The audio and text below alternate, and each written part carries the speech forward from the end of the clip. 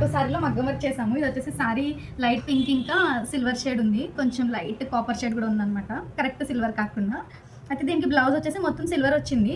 మేము కాంట్రాస్ట్గా pink colour blouse తీసుకున్నాం అన్నమాట. దీనికి సిల్వర్ అంటే మొత్తం సిల్వర్ అయిపోతుందని ఇలా కాంట్రాస్ట్ పింక్ తీసుకున్నాం.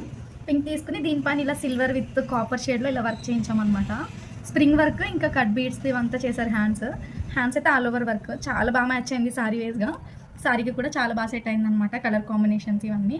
సిల్వర్ బ్లౌజ్ కంటే పింకే బాగా సెట్ అయినట్టు అనిపిస్తుంది. ఇంకా బ్యాక్ నెక్ వచ్చేసి ఇలా టెంపుల్ నెక్ పెట్టి డోరీ పెట్టామన్నమాట. బ్యాక్ హెవీగా కాకుండా ఇలా సింపుల్గా చేయించారు, జస్ట్ సింపుల్ వర్క్ చేసామన్నమాట. ఇలా చిన్న చిన్న స్ప్రింగ్తో చిన్న చిన్న బూటీస్ వేస్తారు క్యూట్గా, ఇలా ఆల్ ఓవర్ మొత్తం.